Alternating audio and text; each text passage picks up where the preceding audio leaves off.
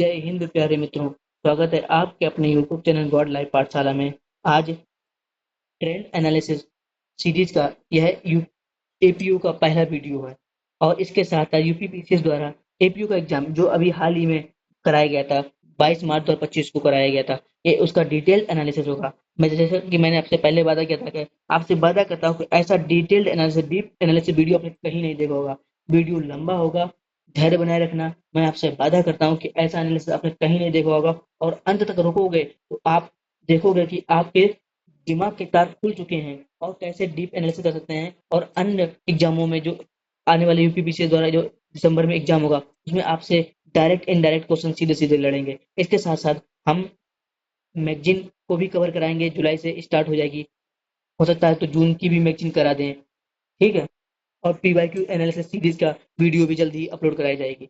चलिए टॉपिक पे चलते हैं। इसलिए निवेदन है, जो व्यूअर नए हैं चैनल को सब्सक्राइब कर लीजिए। इस प्लेटफॉर्म पर आपको यूपीपीसीएस की कंप्लीट तैयारी कराई जाएगी।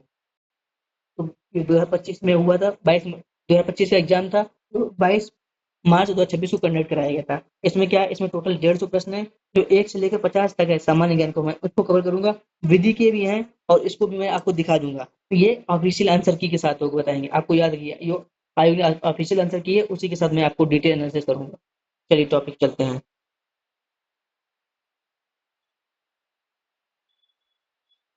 तो जो आंसर देखना चाहे आंसर देख लें, डिटेल एनालिसिस को आप सुनिए, देखिए। पहला क्या क्वेश्चन है, ऑपरेशन है मिलान करना है। ऑपरेशन राइल सॉरी ऑपरेशन राइजिंग लाइन। और ऑपरेशन राइजिंग लाइन किसने शुरू किया था, ये इजराइल ने शुरू किया था। तो पहले का हो जाएगा दो, आंसर तो हो ही आएगा। लेकिन आप सुनिए, ऑपरेशन राइजिंग लाइन इजराइल ने शुरू किया था। ऑपरेशन रोरिंग लाइन ये भी इजराइल ने शुरू किया था। Rising line Israel, roaring line ये भी इजराइल ने शुरू किया था। जब दो सॉरी 12 दिवसीय युद्ध शुरू किया था, ईरान पर आक्रमण किया था, उस समय शुरू किया। तो क्या होता है, अगली बार पूछ दे कि ऑपरेशन रोरिंग लाइन ये भी इजराइल ने, ऑपरेशन राइजिंग लाइन ये भी इजराइल ने। इसके जवाब में ऑपरेशन ट्रू प्रॉमिस ईरान ने शुरू किया था। ऑपरेशन मिडनाइट हैमर ये अमेरिका ने शुरू किया था। और ऑपरेशन सिंधु ये भारत ने वहां ईरान में फंसे लोगों को निकालने के लिए शुरू किया था, ऑपरेशन सिंधु। इसके साथ साथ और भी ऑपरेशन शुरू किए गए थे, जैसे ऑपरेशन एपिक फ्यूरी ये अमेरिका ने शुरू किया था।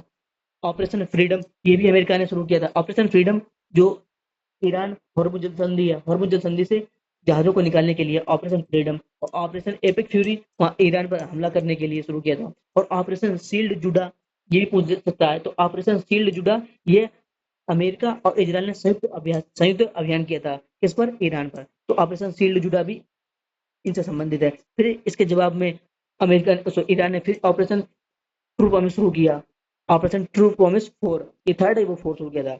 इसके बाद फिर इजराइल ने शुरू किया था। ऐसे कई ऑपरेशन चले थे।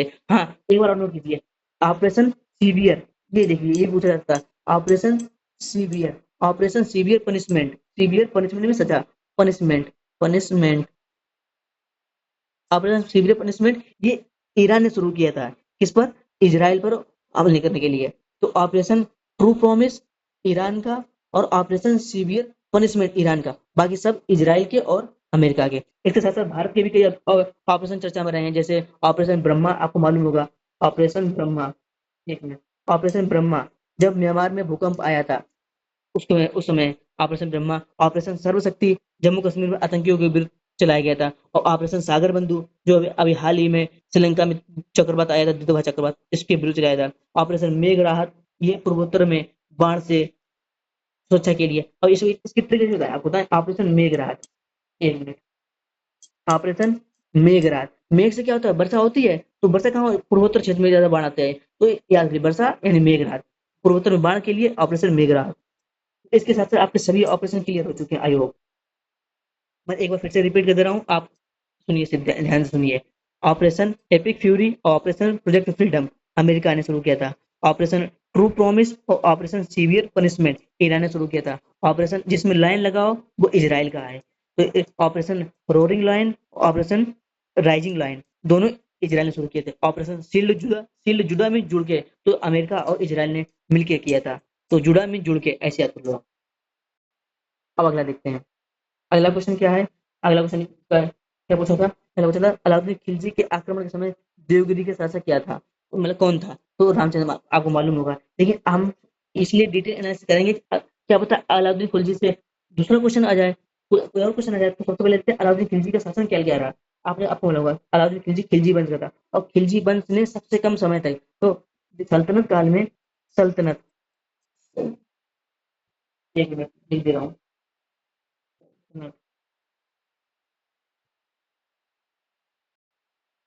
सल्तनत सल्तनत दिल्ली में जब सल्तनत का वंश का शासन रहा है, सल्तनत काल के गुलाम खिलजी तुगलक सैयद लोधी, इन पांच वंशों का शासन रहा है। इनमें सबसे कम समय तक शासन किसका रहा है? खिलजी वंश का रहा है, ये पूछा गया है। और सबसे अधिक वंश का पूछे तो तुगलक वंश का रहा है। और खिलजी वंश का सबसे प्रतापी शासक कौन हुआ? अलाउद्दीन खिलजी, जो दूसरे नंबर का हुआ। उसका शासन क्या क्या रहा है? खिलजी वंश का शासन क्या है? खिलजी वंश का शासन काल रहा 1290 से 1320 तक। ये खिलजी वंश का शासन कर रहा है, 1320 तक, 1320 तक रहा है। इसमें 1290 से 1296 तक जलालुद्दीन खिलजी रहा है। ये कौन था? ये अलाउद्दीन खिलजी का चाचा था। और इसके समय में सबसे महत्वपूर्ण घटना क्या रही है? 1292 में, 1290 में रहा था, 1292 में इसके समय में मंगोलों ने आक्रमण किया, जिसने उस मंगोलों से समझौता कर लिया और दिल्ली पर उन्हें बसा दिया। दिल्ली पर उन्हें बसा दिया, जिन्हें नवीन मुस्लिम कहा गया। तो ऐसे पूछते नवीन मुस्लिम का संबंध किससे है? नवीन मुस्लिम का संबंध मंगोल आक्रमणकारी से है। और शासक से पूछे तो जलालुद्दीन खिलजी है। यह और आप कहेंगे ये जानकारी किससे मिलती है? तो इतिहास में यह जानकारी अलाउद्दीन अमीर खुसरो की पुस्तक मिफ्ताह उल फतूह मैं लिख दे रहा हूँ, मिफ्ताह उल फतूह। ये आप नोट कर लीजिए, मिफ्ताह उल फतूह। ऐसे पूछ कि ऐसे ऐसे भी पूछा जा सकता है कि पुस्तक एक तरफ मिलान करने को, तो मिफ्ताह उल फतूह पुस्तक किसकी है? अलाउद्दीन खिलजी की है। और तुगलकनामा भी अलाउद्दीन खिलजी की है। सॉरी, अमीर खुसरो की, अलाउद्दीन खिलजी निकला, माफी हो जाता हूँ। अमीर खुसरो की है। मिफ्ताह उल फतूह अमीर खुसरो, तुगलकनामा अमीर खुसरो। ये अलाउद्दीन जलालुद्दीन खिलजी की समय की प्रमुख घटना रही थी। और इसके बाद अलाउद्दीन खिलजी आते हैं। जलालुद्दीन खिलजी 1290 से 96 तक, 1290 से 1296 तक जलालुद्दीन खिलजी। उसके बाद 1296 1316, 1296 से लेकर 1316 तक कौन रहे हैं? 96 से 16, यानी 1296 से 1316 तक रहे हैं अलाउद्दीन खिलजी। सबसे महत्वपूर्ण शासक था। और यह खिलजी वंश का सबसे प्रतापी शासक हुआ। और इसका मूल नाम क्या पूछे? इसका मूल नाम था अली गुरशास्प। कैसे पूछा जाता है? इसका मूल नाम अली गुरशास्प था। और ये शासक बनने से पूर्व, यानी 1296 में सुल्तान बनने से पूर्व कहाँ का गवर्नर था? तो कारा का गवर्नर था, आपको मालूम होगा। और इसने भिलसा पर सफल आक्रमण किया था 1292 में। 1292 में जब ये 1292 में इसने भिलसा पर सफल अभियान किया। इसके उपलक्ष्य में इसके चाचा, जो उसमें जलालुद्दीन खिलजी के शासक थे, उसने इसको अवध की सुविधाई दी थी। तो शासक बनने से पूर्व कहाँ कहाँ का ये शासक रहा था? राज्यपाल रहा था कारा का और अवध का। तो ऐसे पूछा गया था, याद याद रखना, बीपीएससी के एयूडीओ में पूछा गया था कि अलाउद्दीन खिलजी शासक बनने से पूर्व कहाँ का गवर्नर था? तो कहाँ का गवर्नर था? कारा का गवर्नर था। और उसने किस पे सफल अभियान किया था? भिलसा पर। भिलसा कहाँ पड़ता है? मध्य प्रदेश में पड़ता है। सॉरी, भिलसा नहीं, विदिशा, विदिशा मध्य प्रदेश में पड़ता है, भिलसा अलग है। और इसके बाद आइए देखते हैं इसके अभियान को देखते हैं।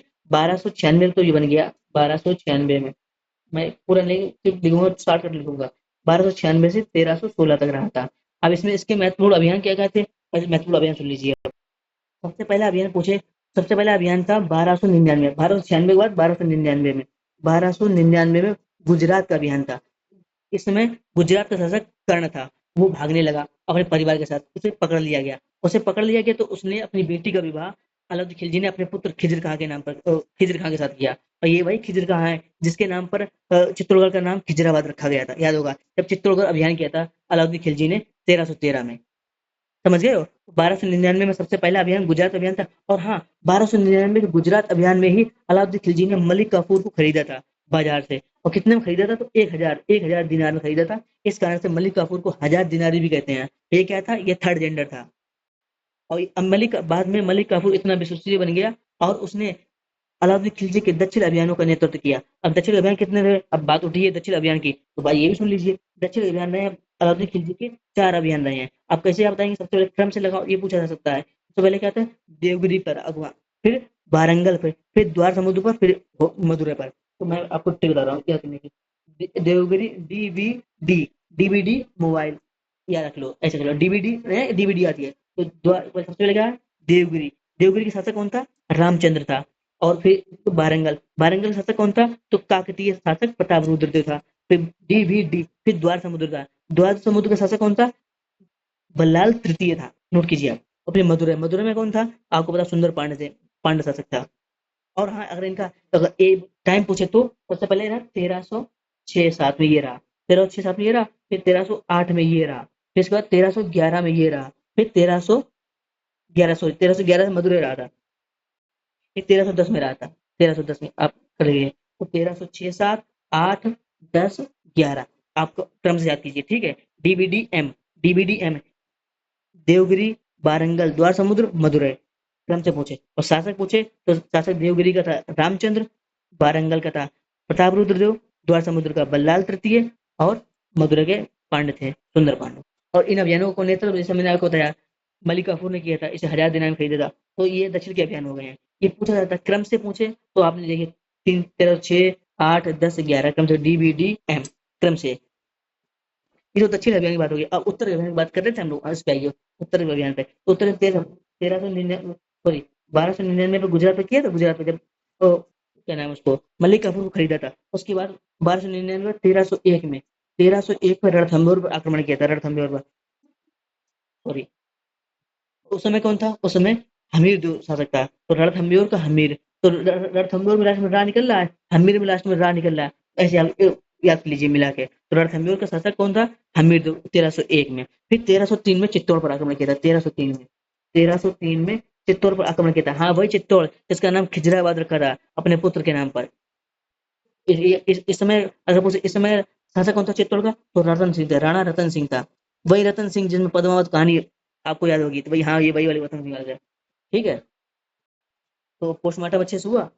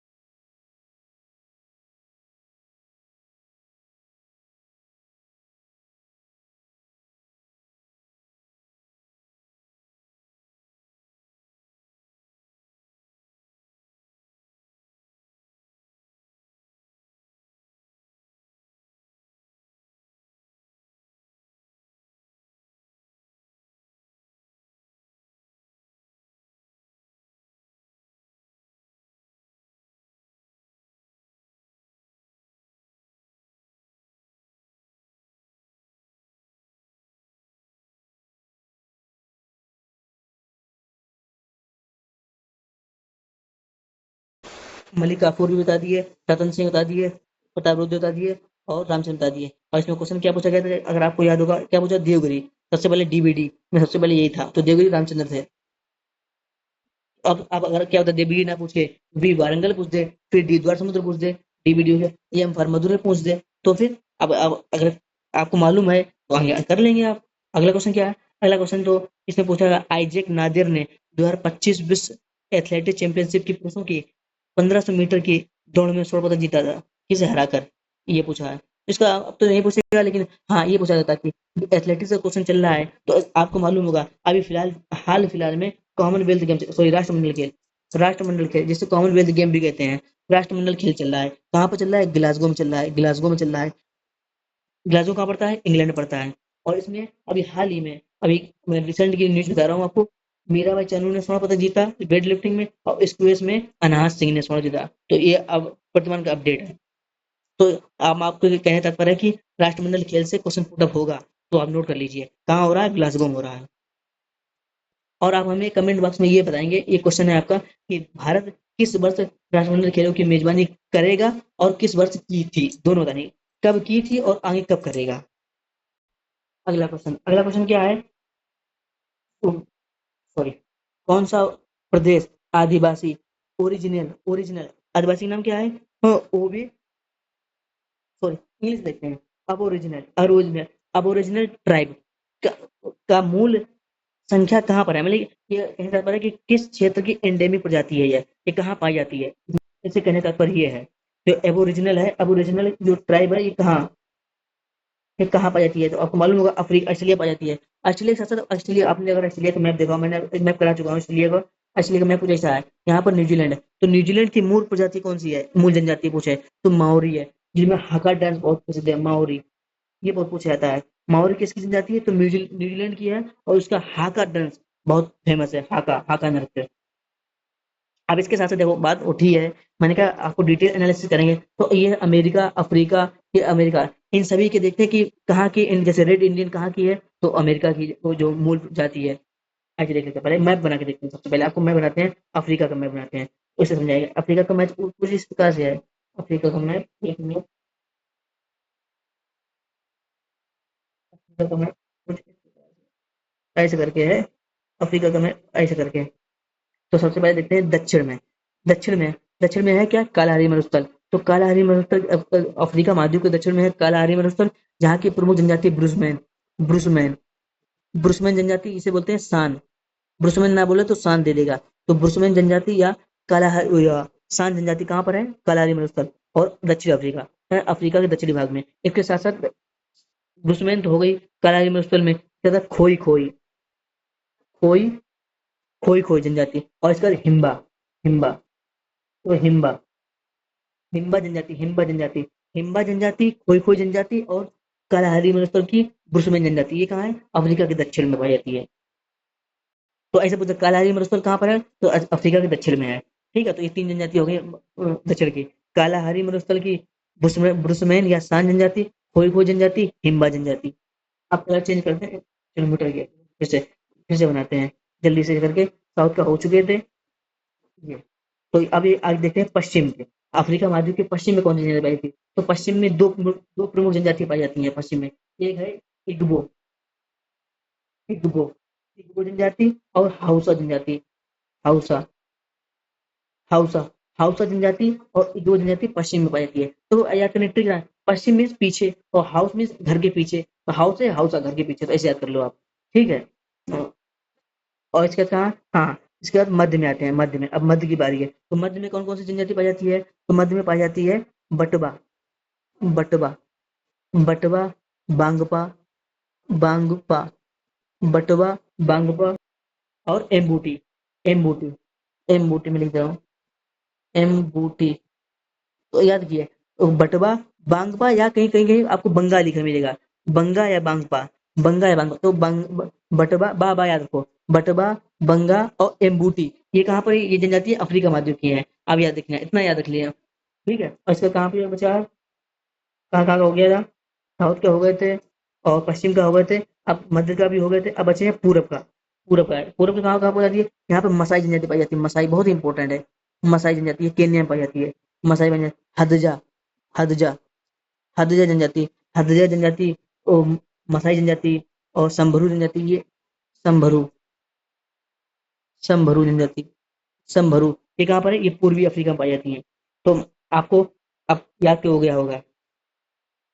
मैं एक बार फिर से रिपीट कर रहा हूँ, आप सुनिए। दक्षिण में ब्रुसमैन जनजाति जो करारी मरुस्थल में पाई जाती है, जिसे सांग भी कहते हैं। ब्रुसमैन, खोई खोई, हिम्बा, ये दक्षिण में। पश्चिम में इग्बो और हाउसा, और पूरब में मसाई, हजदा, संभरू, और मध्य में बटवा, बंगपा, एम्ब्यूटी। और यहाँ याद रखना, ये क्या पूर्व मध्य में क्या बताया? मध्य में देखो, आपने अगर पढ़ा होगा, मैप देखा होगा, ऐसे करके मैप है, ऐसे करके यहाँ पर क्या है? कांगो मरुस्थल है, कांगो कांगो नदी बहती है, जो भूमध्य रेखा को 2 बार काटती है, कांगो नदी। और कहाँ पे जल गिराती है अपना? ये अटलांटिक महासागर में जल गिराती है। ये अटलांटिक महासागर, ये हिंद महासागर है, तो अटलांटिक महासागर में जल गिराती है अपना। और कांगो जनजाति है, और ये जो मैंने बताया था, बटवा, बंगपा और एम्ब्यूटी, ये इसे इन तीनों को संयुक्त रूप से कहते हैं पिग्मी जनजाति। इन तीनों को संयुक्त रूप से कहते हैं पिग्मी। तो ऐसे पूछ दे, इन तीनों का नाम देके, या फिर बटवा, बंगा या इम्यूनिटी पूछेगा, नहीं तो ये पूछेगा पिग्मी जनजाति कहाँ पाई जाती है, तो कांगो बेसिन में, कांगो बेसिन में। अमेजोन बेसिन मालूम होगा आपको, ये कहाँ पड़ता है? अमेजोन बेसिन, ये पड़ता है दक्षिण अमेरिका महाद्वीप में, दक्षिण अमेरिका महाद्वीप में। ये अमेरिका महाद्वीप में, दक्षिण अमेरिका, ये ब्राजील रहता है, ये अमेजोन बेसिन है, तो आपको याद होगा। तो कहाँ कहाँ कवर होगी? ऑस्ट्रेलिया तो मैं बता दिए, ओरिजिनल ऑस्ट्रेलिया की है। और न्यूजीलैंड बता चुके, माओरी बता चुके हैं, और उत्तर अफ्रीका को बता चुके हैं, दक्षिण अफ्रीका को बता चुके हैं। अब बचा मध्य अमेरिका। मध्य अमेरिका में कौन कौन सी जाति बच जाती है? ये इंडिजीनियस होती है, जिसे नेटिव अमेरिकन होते हैं। नेटिव अमेरिकन, नाम से मालूम पड़ा, नेटिव अमेरिकन। ये कहाँ की है? मध्य अमेरिका की। आप आपको मालूम हो, आप बहुत से लोग कंफ्यूज हो गए, मध्य अमेरिका क्या है? मध्य अमेरिका, तो आपको मालूम होगा, ये उत्तर अमेरिका, एक मिनट, ये ये है, एक मिनट, ऐसे करके, ऐसे करके महाद्वीप है ये उत्तर अमेरिका। और ये है नीचे साउथ अमेरिका, दक्षिण अमेरिका। जो मेक्सिको से लेकर जो कैरिबियन प्रायद्वीप का क्षेत्र है, ये इसे बोलते हैं मध्य अमेरिका। ये बात याद रखना है, बहुत से लोगों को नहीं मालूम होगा, हो सकता है बहुत से मालूम हो, जिसको नहीं मालूम हो याद कीजिए।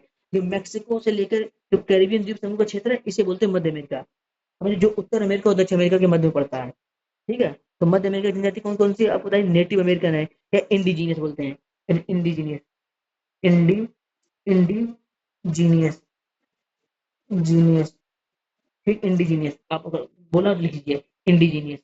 जैसे आपने पढ़ा माया सभ्यता, जानते हो कि माया सभ्यता, माया समूह हुए, कुना समूह हुए, पीपल हुए, लेंका हुए, ये सब इसी क्षेत्र में है। मैं एक बार फिर रिपीट कर दे रहा हूँ, माया समूह जो आपको, आपने पढ़ा होगा, माया समूह, माया सभ्यता। तो माया, कुना, पीपल, लेंका, ठीक है, मध्य अमेरिका की है। आई होप अब ये चारों जितने ऑप्शन दिए सभी की जनजाति कवर हो चुकी हैं। अब आगे देखते हैं अगला। अगला क्या है? अगला है कि यूएन की सिक्योरिटी काउंसिल के सदस्य कौन नहीं है? आपको मालूम होगा, 24 अक्टूबर 1945, 24 अक्टूबर 1945 को द्वितीय विश्व युद्ध के बाद यूएन की स्थापना हुई थी। इसमें 10 अस्थायी सदस्य और 5 स्थायी सदस्य होते हैं। इनका चयन रोटेशन के आधार पर होता है, 10 अस्थायी सदस्यों का। और जो 5 परमानेंट स्थायी सदस्य होते हैं, जो 5 होते हैं, जिन्हें बोलते हैं P5 देश, जिन्हें P5 बोलते हैं, जिनके पास वीटो पावर होता है। ये कौन देते हैं? 5 देश होते हैं। इसमें कौन कौन से कौन नहीं है, इसके लिए आपको मालूम होना कौन है। तो रूस है, अमेरिका होगा, रूस, अमेरिका, चीन, फ्रांस, ब्रिटेन, हो गए 5। और भारत की सदस्यता मांग रहा है, तो 5 याद कर लिए। और कोई जर्मनी नहीं है। ये बात होती है यूएन की, सबसे पहले यूएन को ही खत्म कर देती है। आप इससे सुनिए, अब मैंने आपको बताया 24 अक्टूबर 1945 को यूएन की स्थापना हुई थी द्वितीय विश्व युद्ध के बाद। इसके वर्तमान में कितने सदस्य देश हैं? तो 193। वर्तमान में इसके 193 सदस्य देश हैं, और इसके टोटल 6 अंग हैं। टोटल 6 अंग है, और 2 मुख्य भाषाएं, 2 कार्यकारी भाषाएं हैं। कौन कौन सी कार्यकारी भाषाएं, ये पूछा जाता है कि अंग्रेजी और फ्रेंच है। इंग्लिश और फ्रेंच इसकी कार्यकारी भाषाएं हैं, और 6 अंग हैं। 1993 इसके, आपको मालूम है 193 देश हैं। और 1945 में स्थापना हुई थी। हाँ, ये पूछा जाता है कि जब 1945 में स्थापना हुई थी, तब कितने सदस्य देश है? तब 51 सदस्य थे, और भारत इसका संस्थापक मेंबर है। इंपॉर्टेंट बात है, ठीक है। और 6 अंग है, तो 6 अंग कौन कौन से, ये भी पूछा जाता है। तो देखिए, महासभा, सबसे पहले महासभा, फिर सुरक्षा परिषद, फिर सचिवालय, फिर अंतर्राष्ट्रीय न्यायालय, फिर इंटरनेशनल कोर्ट। एक आईसीजी है और एक आईसीसी है, वो अलग अलग है, ठीक है। तो महासभा, सुरक्षा परिषद, सचिवालय और अंतर्राष्ट्रीय न्यायालय, आर्थिक एवं सामाजिक परिषद और न्यास परिषद, 6 अंग हो गए। महासभा तो मालूम है आपको, सभी 193 सदस्य इसमें शामिल होते हैं। सुरक्षा परिषद में 5 + 10 है, 5 कौन है? 5 कौन है? ये वीटो पावर वाले 10 अस्थायी सदस्य हैं जो विभिन्न क्षेत्रों से नियुक्त किए जाते हैं। जैसे कि आपको मालूम होगा 10 में से, इन 10 में से कौन-कौन से 5 होंगे? अब 5 होंगे अफ्रीका से, एशियाई देशों से। आप ये नोट कर लें इन 10 कहाँ से कहाँ 10 आते हैं? सबसे पहले 5 सदस्य आते हैं अफ्रीका और एशियाई देशों से आते हैं। फिर 2 आते हैं लैटिन अमेरिका से और कैरिबियन से। 5 2 7 और बचे 3, 3 में से 2 आते हैं पश्चिमी यूरोप से और 1 आता है पूर्वी यूरोप से। तो पश्चिमी यूरोप से 2, पूर्वी यूरोप से 1 3, 2 1 3 और 5 अफ्रीका और एशिया से, 5 3 8 और 2 लैटिन अमेरिका से। 10 हो गए। 10 कहाँ से आते हैं? ये भी हो गए। तो महासभा सुरक्षा परिषद सचिवालय। अब सचिवालय पूछे, सचिवालय में मालूम होगा आपको सभी इनका कार्य क्या होता है? सचिवालय के सचिव होते हैं जो प्रमुख कार्य क्या होता है उनके? जो दैनिक कार्य करना। महासभा सुरक्षा परिषद सचिवालय। फिर अंतर्राष्ट्रीय न्यायालय। हाँ, ये पूछ रहे थे अंतर्राष्ट्रीय न्यायालय, ये इंटरनेशनल कोर्ट। अंतर्राष्ट्रीय न्यायालय में कुल कितने न्यायाधीश होते हैं? तो 15 न्यायाधीश होते हैं। ये इंपॉर्टेंट है। अंतर्राष्ट्रीय न्यायालय में कुल 15 न्यायाधीश होते हैं और इनका कार्यकाल 5-5 वर्ष का होता है। तो क्या होगा? हर 5 वर्ष में हर 5 न्यायाधीश 3 वर्ष में अपना वो ग्रहण करता है या बदलते हैं। तो याद किया 15 न्यायाधीश होते हैं। अंतर्राष्ट्रीय न्यायालय में 15 न्यायाधीश होते हैं जो हर 3 वर्ष में बदलते हैं। हर 3 वर्ष में 5 बदलते हैं। तो समझ गए हो? तो 15 5 3 15 हो गए। तो हर 3 वर्ष में बदलते हैं, 3 वर्ष में बदलते हैं। इनका कार्यकाल कितना हो गया? 15 वर्ष, 15 हो गए ना जिस, ये पूछा जाता है। ठीक है। इसके बाद क्या गया? महासभा सुरक्षा परिषद सचिवालय, अंतर्राष्ट्रीय न्यायालय। अब आर्थिक या सामाजिक परिषद हो गए। तो एक इकोसोक बोलते हैं, इकोसोक, इकोनॉमिक सोशल एंड इकोसोक, एसओसी। ठीक है। इकोनॉमिक यानी आर्थिक एवं सामाजिक परिषद। लिमिटेड लिख दे रहा हूँ। आर्थिक एवं सामाजिक परिषद, आर्थिक एवं सामाजिक परिषद, आर्थिक एवं सामाजिक परिषद। इसमें टोटल 54 सदस्य होते हैं और जो प्रति 3 वर्ष में, हर 3 वर्ष में बदलते हैं। कितने? 18 सदस्य। 18 सदस्य हर 3 वर्ष में बदलते हैं। और उधर अंतर्राष्ट्रीय न्यायालय था तो हर 5 सदस्य 3 वर्ष में बदलते हैं, यानी हर 3 वर्ष में बदलते हैं। इंपॉर्टेंट है 1/3, याद किया आप एक बार। जितना भी हो आप भाग 3 कर दीजिए। जैसे 15 में भाग 3 कर दीजिए तो 5/3 हो जाएगा। हर 3 वर्ष में 5 न्यायाधीश। और इसमें भी है 54 जो न्यायाधीश होते हैं, 18 न्यायाधीश हर 3 वर्ष में अपना कार्य बदलते हैं। तो 18 से 54 हो गए। महासभा सुरक्षा परिषद सचिवालय, फिर अंतर्राष्ट्रीय न्यायालय हो गया। इसके बाद आर्थिक सामाजिक परिषद और न्यास परिषद। न्यास परिषद में 12 सदस्य होते हैं। जैसे मैंने आपको बताया कि 4 प्लस 3 प्लस 5, अभी मैंने आपको बताया था। तो कुछ इस प्रकार से यूनो कंप्लीट हो गया आपका। ठीक है। इसमें इससे बाहर तो क्वेश्चन पुटअप नहीं होगा, यूनियन शूट होगा। हाँ, इसका मुख्यालय भी पूछा जा सकता है कभी कभी। तो जो यूएन का सभी का मुख्यालय कितना है? न्यूयॉर्क में है। लेकिन अंतर्राष्ट्रीय न्यायालय का मुख्यालय हेग में है बस। यूएन के जितने भी बॉडी है, 6 बॉडी बताई मैंने आपको, सभी का मुख्यालय न्यूयॉर्क में है। लेकिन एकमात्र अंतर्राष्ट्रीय न्यायालय जिसका मुख्यालय हेग नीदरलैंड में है। तो यूएन से अब कोई भी आएगा तो कुछ आपको दिक्कत नहीं होनी चाहिए। इसके बाद अगला क्वेश्चन कौन सा था? हाँ, तो यूएन हो गया था। अगला क्वेश्चन था, हाँ, लारेंटियन पठार कहाँ है? लारेंटियन पठार कनाडा में है। अब कनाडा में लारेंटियन पठार है तो आप पूछ सकता है कि ये कनाडा में और कौन कौन से पठार? आप कनाडा के बारे में समझ लेते कुछ। सबसे पहले कनाडा की राजधानी कौन सी है? तो आपको मालूम होगा ओटावा है। और कहाँ पड़ता है? कनाडा के पूर्वी छोर पर पड़ता है। मैंने आपको बता रहा हूँ ये। ऐसे ये अमेरिका महाद्वीप है, ऐसे करके बना हुआ है। यहाँ कनाडा है। ये कनाडा और यहाँ पे लॉरेंटिन पहाड़ी है। लॉरेंटिन पहाड़ी किस लिए फेमस है? ये एंथ्रासाइट कोयला के लिए फेमस है। ये बात याद रखना। तो लॉरेंटिन लॉरेंटिन पहाड़ी कनाडा के पूर्वी क्षेत्र में है जो एंथ्रासाइट कोयला के लिए प्रसिद्ध है। कोयले के 3 प्रकार, 3 4 प्रकार होते हैं। तो मैं आपको ए बी सी या नोट कीजिए। एंथ्रासाइट, बिटनस और लिग्नाइट कोयला। ए बी एंथ्रासाइट पहला, फिर बिटुमिनस, फिर लिग्नाइट, फिर वो पीट आता है। सबसे थर्ड क्वालिटी का पीट आता है। तो ये कोयला का भी वर्गीकरण होने लगता है। तो हाँ, तो कहाँ थे हम? कनाडा में थे। कनाडा की राजधानी क्या थी? ओटावा थी। और कनाडा में जो लॉरेंटिन पड़ी कहाँ? सबसे बीच में। और लेब्राडोर कहाँ है? लेब्राडोर ये कनाडा की, ये भी पूर्व में है। ये पूछा जाता है। तो हडसन की खाड़ी कहाँ पड़ती है? ये भी कनाडा में पड़ती है। आपको कनाडा का मैप देखा होगा, सही बना। ये ये है अमेरिका महाद्वीप। ये अमेरिका, इधर कनाडा है। ये है इसका हडसन की खाड़ी है। ये इंपॉर्टेंट, हडसन की खाड़ी पूछी जा सकती है। लेब्राडोर जलधारा, लेब्राडोर जलसंधि है। ये सब कनाडा के पूर्व में है। बैफिन की खाड़ी, ये भी कनाडा के उत्तर में है। ये इंपॉर्टेंट है। रॉकीज पर्वत मालूम होगा, रॉकीज पर्वत ये ऊपर से लेकर नीचे तक फैला हुआ है। और उत्तर अमेरिका में, कनाडा और अमेरिका मैक्सिको में फैला हुआ, आपको भी मालूम होगा। यहाँ अब इधर साइड अप्लेशियन पर्वत है, इधर रॉकीज पर्वत, इधर अप्लेशियन पर्वत है। ये लॉरेंटियन पहाड़ी है। आपको मैंने आपको बताया था। और रेनडियर झील, ये पूछा जाता है कि हाँ, झील से बात आई तो आप लिख लिए इसे। अथाबास्का झील हुआ, ये कहाँ? कनाडा में। विनिपेग झील, ये कहाँ? कनाडा में है। ग्रेट स्लेव झील, ये कहाँ? कनाडा में है। ये इंपॉर्टेंट है। ग्रेट वियर झील, ये भी कनाडा में है। मैकेंजी पर्वत श्रेणी, ये भी कनाडा में है। और झील, हाँ, झील मैंने बताया था, झील झील आई तो ये 5 झीलें आपको मालूम होगी। 5 झील, सुपीरियर झील, मिशिगन झील, इरी, ओंटारियो, ह्यूरन। तो मैं अच्छा ये पूछे क्रम से लगाने पूछे तो ईस्ट वेस्ट की लीजिए आप। सबसे पहले सुपीरियर झील होता है, फिर Michigan, superior Michigan, Huron, eri, Ontario. तो ऐसे पूछे कि कनाडा और अमेरिका के बीच में सीमा बनाने वाली झील कौन सी है? ये चार पांच झील है, ये पांच झील है। इन पांच झील में जो दूसरे नंबर की झील है कौन सी है? Superior Huron. तो Superior Michigan, Huron, Erie, Erie, Ontario. जो मिशिगन है ये पूरी तरीके से अमेरिका में है। मिशिगन पूरी तरीके से अमेरिका में है। बाकी बची चार जो झीलें हैं ये अमेरिका और कनाडा में सीमा बनाती हैं। तो ये पांचों झील नहीं बनाती सीमा, बल्कि चार झील सीमा बनाती है। ये बात नोट करने का। और सुपीरियर झील मीठे पानी की दूसरी सबसे बड़ी झील है, आपको मालूम होगा। तो कनाडा के बाद कितना बहुत है। हाँ, कनाडा की राजधानी था मॉन्ट्रियल प्रोटोकॉल। हाँ, मॉन्ट्रियल कहाँ पड़ता है? मॉन्ट्रियल ऐसे बोलते हैं। मॉन्ट्रियल कहाँ पड़ता है? मॉन्ट्रियल आपने पढ़ा होगा, मॉन्ट्रियल प्रोटोकॉल जो Vienna convention 1985, Montreal protocol 87 ozone से संबंधित है।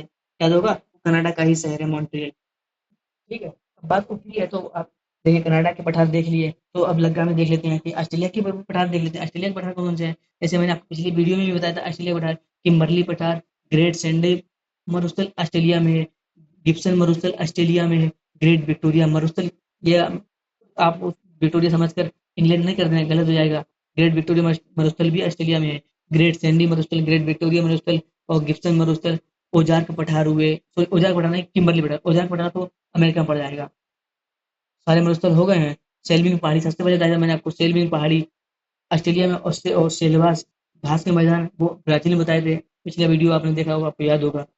तनामी पठार ये भी ऑस्ट्रेलिया में है। मैकडोनाल्ड मैकडोनाल्ड श्रेणी ये कहाँ? ये भी ऑस्ट्रेलिया में है। मुस्ग्राव पर्वत ये भी ऑस्ट्रेलिया में है। ऑस्ट्रेलिया के जो है अब कौन बचा? अब बचे न्यूजीलैंड। न्यूजीलैंड का सबसे फेमस क्या है? तो अपन जनजाति बताई थी, हाकाडा बताया था। इसके बाद न्यूजीलैंड का सबसे बड़ा फेमस है आल्प्स पर्वत, जो दक्षिणी आल्प्स पर्वत ये न्यूजीलैंड में है। न्यूजीलैंड की राजधानी क्या है? वेलिंगटन है। और न्यूजीलैंड और ऑस्ट्रेलिया को अलग करने वाले ये वाटर बॉडी का नाम क्या है? तस्मान सागर है, ये पूछा जा सकता है। और हाल फिलहाल में भारत का भी न्यूजीलैंड से एफटीए भी हुआ था, द्विपक्षीय व्यापार समझौता, जिसमें दोनों 2030 तक की द्विपक्षीय डायलॉग मजबूत करेंगे। और द्विपक्षीय 2030 तक की जो व्यापार है दोगुना करेंगे। फिर कनाडा से भी भारत का भी यूरेनियम समझौता हुआ था, आपको याद होगा। कनाडा हो गए, ऑस्ट्रेलिया हो गए, न्यूजीलैंड हो गए। हाँ, ऑस्ट्रेलिया का ग्रेट बैरियर रीफ ये भी बहुत इंपॉर्टेंट है। कहाँ पड़ता है ऑस्ट्रेलिया का ग्रेट? अगर आपने ऑस्ट्रेलिया का मैप देखा होगा, ऑस्ट्रेलिया का मैप कुछ इस प्रकार से है, ऐसे करके ऐसे करके ऐसे करके ऐसे करके है। यहाँ पड़ता है ऑस्ट्रेलिया का ग्रेट बैरियर रीफ पड़ता है। और ग्रेट डिवाइडिंग रेंज ये भी ऑस्ट्रेलिया का यहीं पड़ता है। कहाँ पर है? उत्तर पूर्व में है। ऑस्ट्रेलिया की राजधानी कौन सी है? कैनबरा है। ये कहाँ पड़ती है? ऑस्ट्रेलिया के पूर्व में पड़ती है। डार्लिंग नदी ये ऑस्ट्रेलिया के पूर्व में है, जबकि डार्लिंग श्रेणी पूछे तो ऑस्ट्रेलिया के पश्चिम में है। आपको इसे मालूम होगा। कालगुरली खान ये ऑस्ट्रेलिया में है, सोने के लिए प्रसिद्ध है। इसके बाद ऑस्ट्रेलिया के पवन पूछा जाता कि जैसे ब्रिक फील्डर ये ऑस्ट्रेलिया की पवन है। और घास के मैदान जैसे डाउन्स हो ये भी ऑस्ट्रेलिया का डाउन्स है। और कौन बचा? आप ऑस्ट्रेलिया हो गया, न्यूजीलैंड और कनाडा हो गया। अब बचे दक्षिण अफ्रीका। दक्षिण अफ्रीका के बारे में दो बार नोट कर लीजिए। दक्षिण अफ्रीका महाद्वीप का सबसे दक्षिणी जो ये है ये है दक्षिण अफ्रीका। तो यहाँ सबसे दक्षिण दक्षिण अफ्रीका। दक्षिण अफ्रीका की राजधानी कौन सी है? आपको आप हमें कमेंट बॉक्स में बताएंगे, सभी को मालूम होगा। और दक्षिण अफ्रीका की यहाँ कहाँ सबसे दक्षिण अफ्रीका के पूर्व में है ड्रकेन्सबर्ग पर्वत है, ये आपको मालूम होगा। और दक्षिण अफ्रीका के पूर्व पूर्व में ही तो अगुलास की गर्म जलधारा है। ये आपको पूछा जा सकता है कि अगुलास की गर्म जलधारा कहाँ पर है। और दक्षिण अफ्रीका के उत्तर में कालाहारी मरुस्थल है, मैंने कहा था। यहाँ पर नामीबिया मरुस्थल है। और आप और वो क्या था बचा? कोई बचा? हाँ, दक्षिण अफ्रीका की राजधानी तो राजधानी आपको मालूम है दक्षिण अफ्रीका की तीन राजधानी है। एक प्रशासनिक राजधानी है, एक न्यायिक राजधानी है, एक विधायी राजधानी है। विधायी, प्रशासनिक, न्यायिक राजधानी है। आप हमें तीनों बताएं कमेंट बॉक्स में। तो ये भी पूछा जाता है दक्षिण अफ्रीका की सीमा किन किन से लगती है? तो यहाँ से लगती है, आपको मालूम होगा, नामीबिया से, बोत्सवाना से, जिम्बाब्वे से और इधर मोजाम्बिक से। तो यहाँ पे एक छोटा सा देश भी है, आपको पढ़ा होगा। इस क्या बोलते हैं? स्वातनी स्वातनी। और दक्षिण अफ्रीका ने अभी हाल ही फिलहाल में G20 की अध्यक्षता भी की थी, तो ये भी चर्चा में रहा था। दक्षिण अफ्रीका भी कंप्लीट हो गया। अब कुछ बचा है? कुछ नहीं बचा है। पोस्टमार्टम पूरा हो चुका है। अगला देखते हैं। आइए अगला है ट्रांस साइबेरियन रेल मार्ग। ये पूछा कितने ये पूछा है कि ट्रांस साइबेरियन जो रेल मार्ग है ये किन शहरों को जोड़ती है? तो सेंट पीटर्सबर्ग, ये तो आपने पढ़ा, रूस का ये मैप है, ये रूस का। ये सेंट पीटर्सबर्ग से यहाँ व्लादिवोस्तक है। व्लादिवोस्तक याद आएगा अगर आपने चेन्नई व्लादिवोस्तक कॉरिडोर, जो चेन्नई व्लादिवोस्तक गलियारा, अगर आपने अगर आयर पढ़ा होगा तो आपको याद होगा, चेन्नई से व्लादिवोस्तक तक। ये अफ्रीका के कहा अब ये सॉरी, ये रूस के फार ईस्ट में पड़ता है व्लादिवोस्तोक, ये सेंट पीटर्सबर्ग पड़ता है। अगर आप देखो ये पूछा है कि किन शहरों से गुजरता है, तो क्या पता ये पूछना कि इनकी लंबाई कितनी है, तब ये तो आपको मालूम होना चाहिए इसकी लंबाई कितनी है। इसकी लंबाई है 9,289 9,289 किलोमीटर, और ये 8 टाइम जोन से होकर गुजरती है। इंपॉर्टेंट है ये, सेंट पीटर्सबर्ग से व्लादिवोस्तोक तक 8 टाइम जोन से गुजरती है, ये बात आपको मालूम होगा। और मैंने आपको सबसे पहले बताया था कि चेन्नई व्लादिवोस्तोक, ये चेन्नई, ये भारत के चेन्नई यहाँ पर है। ये व्लादिवोस्तोक है, चेन्नई व्लादिवोस्तोक गलियारा, ये 10,300 किलोमीटर है। 10,300 किलोमीटर चेन्नई व्लादिवोस्तोक, ये पूर्वी से कहते हैं पूर्वी समुद्री गलियारा। इसमें क्या था, इससे जो भारत हम लोग के ऐसे अभी रसिया से जो व्यापार करते हैं, हॉर्मुज से होकर या भूमध्य सागर होकर करते हैं, तो इसमें लगता है 40 दिन का टाइम। इससे क्या होगा, इससे लगेगा घटकर रह जाएगा 24 दिन का टाइम रह जाएगा, टाइम हो जाएगा, यही पूछा जाता है। इसके साथ साथ पोलर सिल्क रूट आपको मालूम होगा। पोलर रूट, ये अफ्रीका, ये ये एशिया बना है, ये एशिया की क्या नाम है, एशिया या रूस कहेंगे, रूस के इधर से यहाँ तक व्लादिवोस्तोक के ऊपर है आर्कटिक क्षेत्र में, इसे बोलते हैं पोलर सिल्क रूट या पोलर रूट बोलते हैं। तो ये भी पूछा जाता है कि जो पोलर रूट है किन किन सागरों से होकर गुजरेगा, तो आपको मालूम होगा कि सबसे यहाँ पर तो बैरेंट सागर, फिर इसका कारा सागर पड़ता है यहाँ पर, आपको याद होगा, मैप देखा होगा, मैप में देखना आपने, बैरेंट सागर पड़ता है, काला सागर पड़ता है, यहाँ पर लेप्तेप सागर पड़ता है, फिर यहाँ पर पड़ता है चुपचे सागर। चुपचे सागर यहाँ पे बेरिंग जल संधि है, आपको मालूम होगा बेरिंग जल संधि है। फिर यहाँ कमचटका प्रायद्वीप रूस के, यहाँ पर अभी हाल फिलहाल में ज्वालामुखी विस्फोट हुआ था, तो कमचटका प्रायद्वीप कहाँ पर है, और कमचटका ऐसे बोलते हैं कमचटका प्रायद्वीप ये किसका भाग है, तो रसिया का भाग है, ये फार ईस्ट में पड़ता है, और कमचटका प्रायद्वीप के पूर्व में ही तो पड़ता है ओखोटस्क सागर, और पश्चिम में पड़ता है बेरिंग जल संधि। कुछ तो है, मैप होगा आपको दिमाग में कुछ छुपा होगा तो आप आराम से कर पाएंगे। तो ये रसिया भी आपको कंप्लीट हो गया, अब कौन सा बचा है, ये सब कंप्लीट हो चुके हैं। ये हेलीफैक्स, ये पूछा। अच्छा इनके बारे में पूछ लीजिए, हो सकता है ये आपको मालूम होगा। वैंकूवर घटना मालूम होगी आपको, याद आया, कामागाटा मारू प्रकरण, कामागाटा मारू प्रकरण, जब क्या नाम है, नवदीप नाम के, क्या नाम है, नवदीप नाम नहीं है, क्या नाम है, गुरदीप नाम है, सॉरी, गुरदीप नाम के व्यक्ति ने, जो सिंगापुर में ये व्यापारिक कार्य करता था, उसने जापान से जहाज लिया था जिसका नाम था कामागाटा मारू। तो उसको उदाहरण लिया था, आपने हिस्ट्री में पढ़ा होगा, उससे उदाहरण लिया था, और कनाडा के वैंकूवर क्षेत्र में कहते हैं 376 यात्री थे, जो कनाडा ने उसने इनकार कर दिया था। आपको याद होगा 1914 की घटना है। गदर पार्टी संबंधित है, गदर पार्टी की स्थापना कब हुई थी, 1913 में स्थापना हुई थी, और ये 1914 में कामागाटा मारू प्रकरण हुआ था, आपको मालूम होगा, वैंकूवर में। तो कुछ अब जब बात हो गई तो क्या करना है, हिस्ट्री की बात आ गई है, इसे कुछ आया था तो मैं बता देता हूँ आपको। पर्थ मैंने आपको अभी बताया था, ये ऑस्ट्रेलिया है, ऑस्ट्रेलिया के यहाँ पर डार्लिंग नदी है, ये पर्थ है, यहाँ पर कैनबरा है, अभी आपको बताया था मैंने। कारगुल खान बताई थी, कारगुल खान सोने के लिए प्रसिद्ध है, ये मैंने अभी आपको बताया था। उसके बाद सिडनी, सिडनी ऑस्ट्रेलिया का शहर है, ना की राजधानी है, यहाँ पड़ती है सिडनी भी, यहाँ पर्थ पड़ता है। कलगुरली, ग्रेट सैंडी मरुस्थल, और यहाँ पे गिब्सन मरुस्थल, ब्रिक फिल्डर, यहाँ पे बताया था आपको, क्या नाम है उसका, ग्रेट डिवाइडिंग रेंज ऐसे ऐसे फैली हुई है पूर्व में, और यहाँ से है great barrier reef, coral reef है। और कुछ बचा है, नहीं बचा। इसके बाद ये क्या है, हेलीफैक्स का है, ये कनाडा का ही सबसे बंदरगाह है, बंदरगाह बंदरगाह सॉरी, बंदरगाह कनाडा का है। विक्टोरिया, विक्टोरिया मरुस्थल है, विक्टोरिया कई नाम है, विक्टोरिया एक, या आप लोग जैसे विक्टोरिया मरुस्थल, तो मैंने आपको बताया था ये इंग्लैंड में नहीं है, ऑस्ट्रेलिया में विक्टोरिया मरुस्थल, ठीक है। और कुछ बचा है, नहीं बचा। अब अगला, अगला कौन सा है, अगला क्या है, अर्थशास्त्र में खानों के अध्यक्ष को क्या कहते हैं? आकार अध्यक्ष। शुल्क अध्यक्ष मालूम पड़ा, जैसे नाम से मालूम पड़ा, शुल्क जो टोल हुए, और जैसे सीमा शुल्क हुआ, टोल हुआ, सड़क कर हुआ, ये सब कहाँ, ये शुल्क अध्यक्ष ही करता था। और कोतवाध्यक्ष ये मापतोल का विभाग था। और संस्था अध्यक्ष, इसकी कहीं की संस्था मिलता है, कहीं की संस्था मिलता है आपको। इसका क्या था, बाजार व्यवस्था का अधीक्षक था ये, बाजार व्यवस्था का अधीक्षक था। और ये पोटवाध्यक्ष मापतोल का अधीक्षक था। और ये आकार अध्यक्ष, ये खान का संबंधित है, खान संबंधित है, आकार अध्यक्ष। इसकी एक्टिव बताएं, देखो आकार लिखो, आकार मीन्स बड़ा, तो खान, तो आपने मालूम होगा खाना खदान बड़ी बड़ी होती हैं, तो इसे याद कर लीजिए आप, कुछ ऐसे पिक्चराइज करके, ठीक है। तो कौन कौन से बचे, सब हो गए इसमें। हाँ, इसके साथ और भी कुछ पूछा जा सकता है, जैसे कोतवाल तो बता ही दिया मैंने, आकार अध्यक्ष, खान का अध्यक्ष, संस्था अध्यक्ष, बाजार अध्यक्ष बताइए, शुल्क अध्यक्ष नाम है, टोल हुए, शुल्क हुए, सीमा शुल्क हुए, इस बार इसके साथ पूछा जाता है कि नवाध्यक्ष, नवाध्यक्ष, नवाध्यक्ष क्या, ये क्या था, ये जहाजों का अध्यक्ष था, जहाजों का, इस नाम से याद कर लो, नवा यानी नाव, नाव से जहाज याद कर लो, तो नवाध्यक्ष पूछे। इसके बाद रूप दर्शक पूछे, रूप दर्शक, रूप दर्शक, रूप दर्शक, रूप रूप में क्या छवि होती है, छवि रूप मीन्स क्या होता है, छवि। और सिक्कों पे देखते हैं, आपने मालूम होगा कि सिक्कों का नाम चंद्रगुप्त प्रथम ने अपनी रानी की छवि, यानी छवि मतलब समझे, उसके चित्र अंकित कराए थे सिक्कों पर। जैसे सिक्का का अध्यक्ष रूप दर्शक, सिक्कों का अध्यक्ष होता है। सीता, हाँ ये पूछा जाता है कि सीता अध्यक्ष नाम उठाए तो क्या करें। सीता अध्यक्ष ये क्या होता है, ये कृषि भूमि के संबंधित है। सीता अध्यक्ष कृषि भूमि के अध्यक्ष। रूप अध्यक्ष बता चुके आपको, सिक्कों का अध्यक्ष।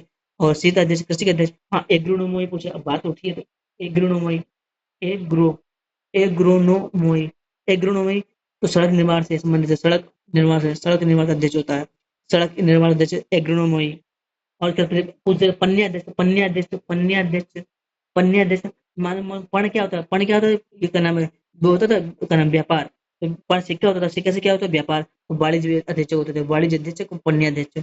पन्याध्यक्ष वाणिज्य अध्यक्ष, सभी हो गए हैं। ये अब आपको ये पता है ये है कौन, ये का उल्लेख अर्थशास्त्र में मिलता है। अर्थशास्त्र किसकी, कौटिल्य के अर्थशास्त्र में मिलता है। ये मौर्य प्रशासन संबंधित है, मौर्य प्रशासन। और सुनिए, कौटिल्य के अर्थशास्त्र में मौर्य प्रशासन के लिए 18 तीर्थों का मिलता है, उल्लेख मिलता है 18 तीर्थ। ये मतलब 18 तीर्थ, ये आपका ये तीर्थ क्या है, तीर्थ ये पूजा पाठ वाले तीर्थ नहीं थे। ये तीर्थ अधिकारियों जैसे आज के समय में यूपीएससी के जो आईएएस आईपीएस की रैंक होती है, आईएफएस, उसी प्रकार से 18 जो तीर्थ है इनकी रैंक अधिकारियों की श्रेणी होती थी। 18 तीर्थ की श्रेणी थी। जैसे मैंने आपको बताया था, संस्थाध्यक्ष, नवाध्यक्ष, रूपाध्यक्ष, सीताध्यक्ष, एग्रोनोमोई अध्यक्ष, पौटवाध्यक्ष, आकाराध्यक्ष, ये मैंने आपको बताया, ये क्या, ये अधिकारी होते थे। और टोटल कितने, ये पूछा कि क्या बोलते हैं, कौटिल्य के अर्थशास्त्र में 18 तीर्थों का उल्लेख होता है। ये तीर्थ कौन है, तो ये अधिकारियों की श्रेणी होती थी। ठीक है, अब तो कुछ बचा नहीं यहाँ पर। हाँ, हिरण्य का था, हाँ हिरण्य, हिरण्य हिरण्य क्या होता है, हिरण्य एक नगद कर था।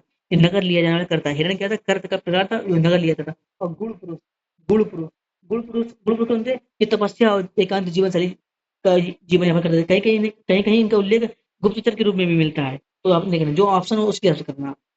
चलिए अब देखिए, सारे कंप्लीट हो चुके हैं।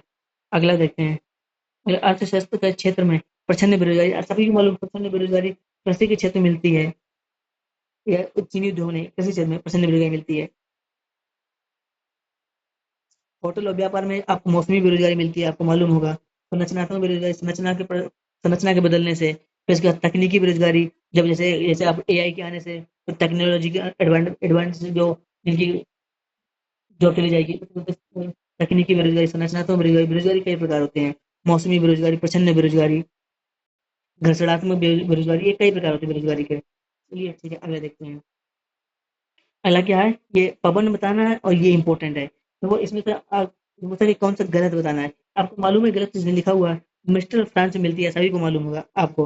हरमट्टन ये पश्चिमी अफ्रीका में मिलती है। हरमट्टन को डॉक्टर बिंड भी कहते हैं। डॉक्टर बिंड क्यों कहते हैं, क्योंकि ये पश्चिमी अफ्रीका, अपने फिर अफ्रीका बनाता हूँ, ये अफ्रीका यहाँ पर गिनी साइड है। तो यहाँ पर एक तटीय क्षेत्र है, यह उमस ज्यादा होती है। और जब हरमट्टन यहाँ से ऐसे बहती है, यहाँ से इसको सूखी होती है, ये शुष्क होती है, मरुस्थल से बहती है।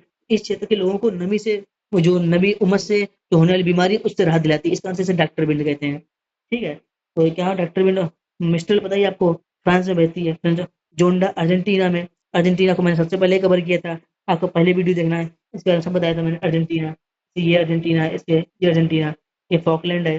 तो फॉकलैंड, ये फॉकलैंड से ठंडी जलदार है, बताइए मैंने आपको। मैगलेन, ये मैगलेन जल संधि यहाँ पर है। ये है एंडीज पर्वतमाला, ये चिली है, अर्जेंटीना है। और अर्जेंटीना के मैंने पैटागोनिया में उसको बताया था, याद होगा आपको। उसकी राजधानी बताई थी, ब्यूनस आयर्स बताई थी। उसके लगने वाले देश बताए थे मैंने, उरुग्वे, पराग्वे और चिली, ब्राजील, याद है बोलिविया, आपको याद होगा। तो अर्जेंटीना कवर कर चुके हैं।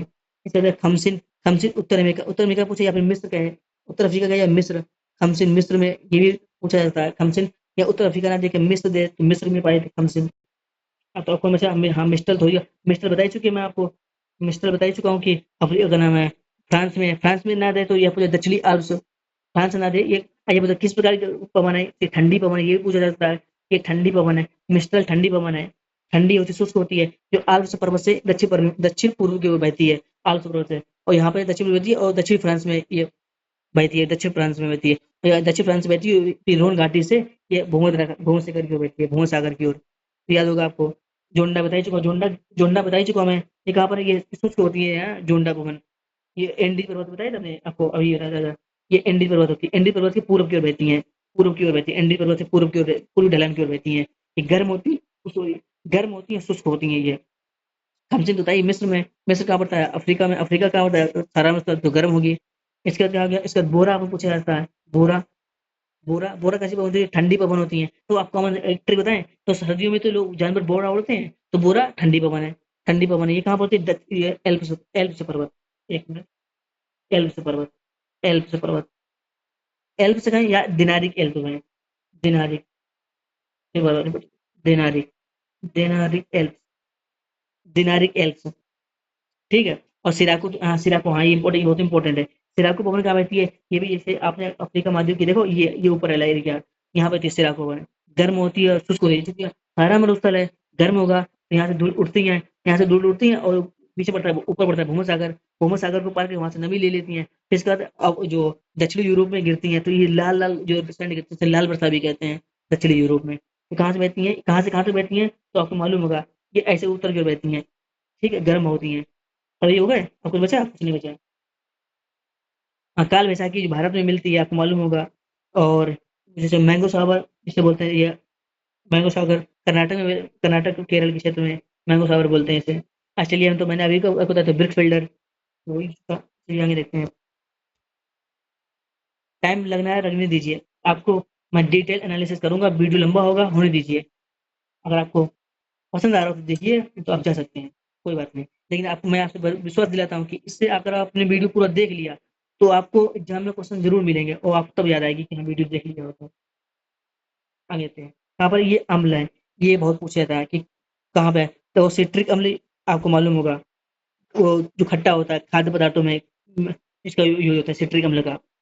तो ये सिट्रिक अम्ल जैसे नींबू हुआ, सिरका हुआ। सिरका तो नींबू सिरका में सिट्रिक अम्ल पाया जाता है। और सिरका जो आपने आपने देखा होगा कि जब सिरका रखते हैं, अचार रखते हैं, तो आपकी घर में मम्मी रखती है, उसमें सिट्रिक डालती है, सिट्रिक अम्ल डालती है। तो क्या, क्यों? अचार खराब ना हो, यानी खाद्य परिरक्षक के रूप में। तो बी का पहला देख लीजिए, बी का पहला किसमें है? एक में ही बी का पहला है, सिट्रिक अम्ल। इसका क्या? बोरिक अम्ल। बोरिक अम्ल क्या होता है? आंख धोने के लिए बोरिक अम्ल। ये नोट कर लीजिए आप। बोरिक अम्ल आंख धोने के लिए सिट्रिक, मैंने आपको आपको बताया। कार्बोनिक अम्ल मालूम होगा आपको। अगर आपने जितने भी पेय पदार्थ पिए होंगे, जैसे क्या बोलते हैं, कोल्ड ड्रिंक। कोल्ड ड्रिंक पीते हैं तो उसमें जो कार्बन डाइऑक्साइड का मिलाया मिलाया जाता है, कार्बन डाइऑक्साइड गैस निकलती है। सोडा वाटर, सोडा पानी, उसमें भी ये कार्बन डाइऑक्साइड मिलाई जाती है। तो ये कार्बनिक अम्ल क्या होती है? कार्बनिक और CO2, जब CO2 गैस जल से H2O से क्रिया करती है, जल से क्रिया करती है, तो कार्बनिक अम्ल बनाती है। यानी खाद्य पेय पदार्थों में। तो ये हो जाएगा पेय पदार्थों में। सी का पेय पदार्थ, सी का दूसरा ये लिखिए, पेय पदार्थों में। फिर ऑक्जेलिक अम्ल है। ऑक्जेलिक अम्ल ये मिटाने के लिए, ऑक्जेलिक में सियाही के दाग मिटाने के लिए ऑक्जेलिक अम्ल का उपयोग करते हैं। याद रख लीजिए, ये आप नोट कर लीजिए। ऑक्जेलिक अम्ल सियाही का दाग मिटाने के लिए, और बोरिक अम्ल आंख धोने के लिए। अब बोरिक अम्ल का आग धोने के लिए क्यों भी उपयोग करते हैं? क्योंकि ये बोरिक अम्ल एंटीसेप्टिक होता है। ये छोटे घाव हुए, खरोंच हुए, जब इसको लग जाता है तो उसके लिए यूज होता है, एंटीसेप्टिक के लिए। इसी बोरिक अम्ल का उपयोग एंटीसेप्टिक होने के कारण इसके लकड़ी के होते हैं, लकड़ी के जो फर्नीचर जो कार्य करते हैं, उनमें लकड़ी को इसकी पुताई किया जाता है कि इसमें दीमक ना लगे या इसमें जल्दी से आग ना पकड़े, इसलिए इसका उपयोग किया जाता है। और साथ साथ बोरिक अम्ल का ही प्रयोग हम लोग हाइड्रोजन में करते हैं, जैसे कांच निर्माण करते हैं। हाइड्रोजन हाइड्रोजन बोरेट का उपयोग करते हैं प्रकाश निर्माण में, बोरिक अम्ल का प्रयोग करते हैं। सिट्रिक अम्ल आपको मालूम है, ये देखो जो मैंने आपको बताया था अभी आपको, सिट्रिक अम्ल जो खाद्य पदार्थों में पाया जाता है, आंवला आंवला में, सिट्रिक अम्ल खट्टे पदार्थों में। तो ये क्या होता है? ये नेचुरल पाया जाता है। तो कौन सा अम्ल है नेचुरली पाया जाता है? तो सिट्रिक अम्ल नेचुरल पाया जाने वाला है, खट्टे फलों में पाया जाता है, ऐसा मैं आपको बताया था। और चूंकि आपको मालूम होगा कि इसको खाद्य परिरक्षक में यूज करते हैं। खाद्य परिरक्षक समझ लो, जैसे अचार अचार डालते हैं तब उसको डालते हैं। फिर कार्बनिक अम्ल को बता ही चुके हैं, कार्बन डाइऑक्साइड में इसको यूज करते हैं। और कुछ बचा है? और कुछ बचा ही नहीं है। अब अगला देखते हैं। अगला कौन सा है? 12वां है क्वेश्चन, धन विजय। देखिए क्वेश्चन 12 हुए, लेकिन एक्सप्लेनेशन बहुत ज्यादा हो गया है। कोई बात नहीं, आप सुनिए। धन विजय इंपॉर्टेंट है। धन विजय की परिभाषा किसने दी है? अनुच्छेद अनुच्छेद 110 में धन विजय को परिभाषित किया गया है। और धन विजय की प्रक्रिया बताई गई है, तो अनुच्छेद 109 में। इंपॉर्टेंट है, क्या पूछा गया है? अगर 109 है तो धन विजय की प्रक्रिया, 110 में धन विजय को परिभाषित किया गया है। ये बात नोट कीजिए आप। और कोई विधेयक धन विधेयक है या नहीं, ये कौन निर्धारित करेगा? तो लोकसभा अध्यक्ष निर्धारित करेगा। और लोकसभा अध्यक्ष के निर्णय को हम क्या बोलते हैं? लोकसभा के अध्यक्ष के निर्णय को कहीं चुनौती नहीं दी जा सकती है, ये इंपॉर्टेंट बात है। तो जैसे बिल याद होगा आपको, आधार बिल को धन विधेयक के रूप में पेश किया गया था, तो इसलिए उसको चुनौती नहीं मिल पाई थी। और इम्पोर्टेंट ये है कि धन विधेयक को केवल लोकसभा में ही पेश कर सकते हैं, केवल लोकसभा में ही पेश कर सकते हैं और केवल मंत्री ही पेश कर सकता है और केवल राष्ट्रपति की पूर्व सहमति यानी पूर्व अनुमति से ही पेश कर सकते हैं। तो तीन शब्द लगा रहे, तीन केवल। केवल लोकसभा में केवल मंत्री ही पेश कर सकता है और केवल पूर्व अनुशंसा पर ही पेश कर सकते हैं। और हाँ, धर्मविधेयक का उल्लेख 110 में बताया था और धर्मविधेयक के संबंध में हम 108 का उपयोग नहीं करते। अनुच्छेद 108, अनुच्छेद 108 क्या है? संयुक्त बैठक है। तो धर्मविधेयक के लिए संयुक्त बैठक का प्रावधान नहीं है, ये बात याद रखना, कई बार पूछा जाता है।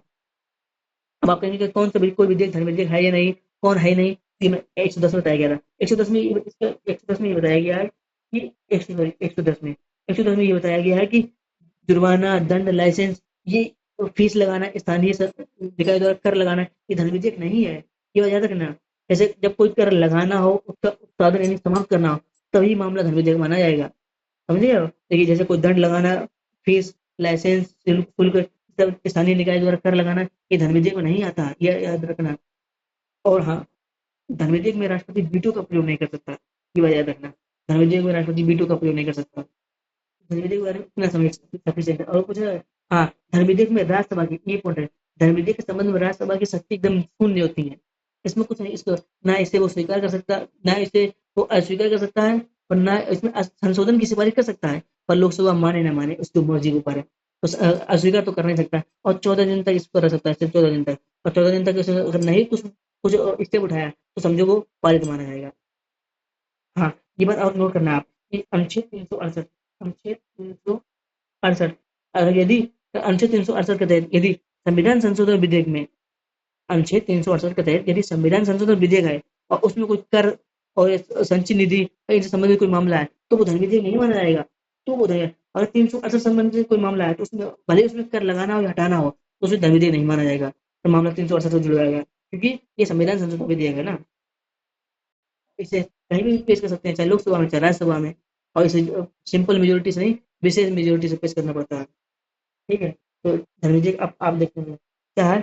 भारत के संचयी निधि से धन का विनियोग, हाँ, इस श्रेणी में आता है। मैंने आपको बताया कोई विधेयक धन विधेयक है या नहीं, इसका निर्णय लोकसभा अध्यक्ष करेंगे, मैंने आपको बताया। और इसको कहीं चुनौती भी नहीं दे सकते हैं ना, सुप्रीम कोर्ट में कहीं पर भी चुनौती नहीं दे सकते इसको। और क्यों? इसलिए क्योंकि इनका निर्णय अंतिम होता है ना, इसलिए। अब अगला देखो।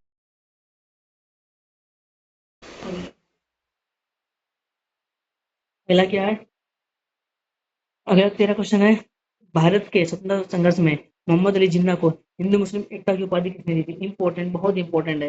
ये द्वारा पूछा जाता है कि आएगा, भारत के स्वतंत्रता संघर्ष में जिन्ना को हिंदू मुस्लिम एकता के राजदूत की उपाधि सरोजनी नायडू ने दी थी।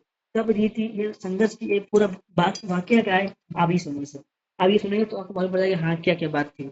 पूरी बात ये है, आपको मालूम होगा 1906 में मुस्लिम लीग का गठन हुआ था, माना जाता है। आप बैकग्राउंड सुनिए, 1906 में मुस्लिम लीग का गठन हुआ था और 1907 में सूरत विभाजन हुआ था। इसकी अध्यक्षता तो सूरत विभाजन समझिए, इसमें से नरम और गरम दल अलग अलग हो गए थे। तो कब हुआ था? 1907 में हुआ था, सूरत अधिवेशन हुआ था, जिसकी अध्यक्षता की थी रासबिहारी बोस ने।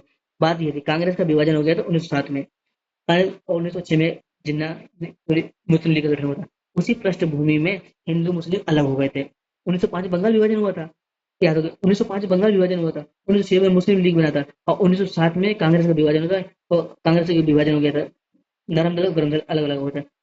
और ऐसी पृष्ठभूमि में अंग्रेजों ने अपना कार्य करना स्टार्ट किया, मतलब कि फुटबॉल राजनीति को बढ़ावा दिया। और इस और उस टाइम पर कांग्रेस की गतिविधियां सही नहीं चल रही थी, इतने अच्छे से प्रभावी नहीं। जब अलग अलग हो जाएंगे तो अच्छे से काम नहीं चलेगा।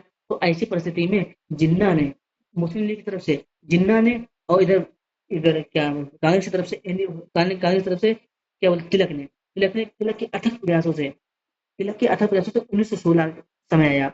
1916 में लखनऊ अधिवेशन हुआ, लखनऊ अधिवेशन हुआ। इस अधिवेशन में इन दोनों के प्रयासों से ही हिंदू मुस्लिम एक करने के लिए लीग और कांग्रेस के मध्य समझौता हुआ। जब हिंदू उनके समझौता हुआ तो इनकी इस उपलब्धि को देखते हुए, इनकी जिन्ना की उपलब्धि को देखते हुए कि इन्होंने समझौता कराया, तो एनी बेसेंट ने उन्हें हिंदू मुस्लिम एकता की राजदूत उपाधि दी। आप समझे क्या पृष्ठभूमि थी? और अब आप बात उठी है 1916 के लखनऊ अधिवेशन की, तो कुछ इसके बाद ही समझ लीजिए आप। यह इसकी अध्यक्षता की थी आर सी मजूमदार ने, यानी रमेश चंद्र मजूमदार ने की थी। इसमें हिंदू मुस्लिम एक हुए, नंबर एक। गरम और नरम, गरम दल नरम दल भी एक हुए। और इसी अधिवेशन में तिलक ने कहा था कि स्वराज मेरा जन्मसिद्ध अधिकार है, मैं इसे लेकर रहूंगा। और इसी अधिवेशन में सबसे पहले गांधी जी ने भाग लिया था और इसी अधिवेशन में गांधी जी को मुलाकात राम कुमार शुक्ल से हुई थी। इसके बाद जिन्होंने चंपारण बुलाया था 1917 में, फिर चंपारण सत्याग्रह हुआ था, इसी अधिवेशन में मुलाकात हुई थी। और इसी अधिवेशन में ही बता चुके हैं कि क्या बोलते हैं, जिन्ना को उपाधि दी गई, इसी अधिवेशन में जिन्ना को उपाधि दी गई थी हिंदू मुस्लिम एकता की, सरोजिनी नायडू ने उपाधि दी थी। लेकिन इस अधिवेशन की एक खराब बात ना क्या आ रही है, इस अधिवेशन की सबसे खराब बात है कांग्रेस की, इसे भूल कहेंगे।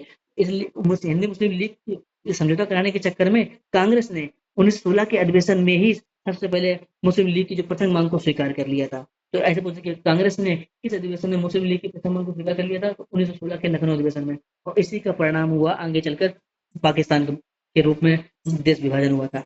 और 1916 हुआ तो 1919 में मांटेग्यू ट्रांसपोर्ट के तहत अलग संघ निर्वाचन मांग की व्यवस्था की गई, आपको मालूम होगा। तो ये पूरा बैकग्राउंड बता दिया मैंने आपको। अब आइए आगे चलते हैं, आगे चलते हैं। अगला क्वेश्चन है डब्ल्यूटीओ। डब्ल्यूटीओ विश्व व्यापार संगठन 1995, आपको याद होगा मार्केट समझौता, याद होगा। उरुग्वे दौड़, Uruguay round, Uruguay Uruguay Uruguay को कहाँ पड़ता है, मैंने अभी आपको बताया था, दक्षिण अमेरिका महाद्वीप में। सॉरी, उरुग्वे राउंड के बाद पश्चात मार्केट समझौता हुआ, मार्केट मार्केट समझौता के तहत डब्ल्यूटीओ का गठन हुआ था। डब्ल्यूटीओ 1995 गठन हुआ था, 1995 डब्ल्यूटीओ गठन हुआ था। तो ये पूछा है डब्ल्यूटीओ का भारत डब्ल्यूटीओ का सदस्य कब बना था, 1995 में सदस्य देश था भारत इसका। डब्ल्यूटीओ का था गेट का ही तो प्रवृत्ति रूप है, G A double T, general agreement on trade and tariff. GATT का ही तो रूप है डब्ल्यूटीओ। गेट 1945 वाला आपको याद होगा, याद होगा भाई। आईएमएफ और वर्ल्ड बैंक, गेट गेट बदल गया डब्ल्यूटीओ में, याद होगा आपको। डब्ल्यूटीओ के कुछ रिपोर्टें आती हैं, वो आप जरूर देख लीजिए, नोट लीजिए। डब्ल्यूटीआर वर्ल्ड ट्रेड रिपोर्ट किसकी है, डब्ल्यूटीओ की है। और वैश्विक व्यापार परिदृश्य एवं संघीय की रिपोर्ट, ये भी डब्ल्यूटीओ की है। और व्यापार नीति समीक्षा रिपोर्ट, ये भी डब्ल्यूटीओ की। डब्ल्यूटीओ की कुछ महत्वपूर्ण रिपोर्टें हैं और इसकी स्थापना बता ही चुके हैं सब। और अंतिम देश कौन सा है, अफगानिस्तान जुड़ा है, अफगानिस्तान, अफगानिस्तान डब्ल्यूटीओ जुड़ा अंतिम देश है। और डब्ल्यूटीओ का एक प्रसिद्ध है बाली समझौता, बाली समझौता जो कृषि संबंधित है, बाली सॉरी, बाली समझौता, बाली समझौता। और उसका नाम है एओए, एग्रीकल्चर ऑन एग्रीमेंट, इसके संबंध किससे, ये भी डब्ल्यूटीओ से ही है। तो ये कुछ आप पूछ दे तो बता सकते हैं आप, ठीक है। अगला देखते हैं, अगला क्या है, ये बताना है कि किस शासक ने चीन के साथ राजनीतिक संबंध स्थापित किए थे। तो आपने मालूम होगा हर्षवर्धन के समय में, हर्षवर्धन के समय में चीन के साथ संबंध स्थापित किए थे। अब हम देखते हैं हर्षवर्धन, इन्होंने कन्नौज को राजधानी बनाई थी, इनके बारे में पढ़ेंगे। और चंद्रगुप्त मौर्य, ये चंद्रगुप्त मौर्य अखिल भारतीय साम्राज्य की स्थापना की थी सबसे पहले। अशोक ये मौर्य साम्राज्य के प्रतापी शासक हुए थे, समुद्रगुप्त ये गुप्त साम्राज्य के हुए थे। आइए इनके बारे में जान लेते हैं, दो दो बातें क्या पता है इनके बारे में पूछ लें।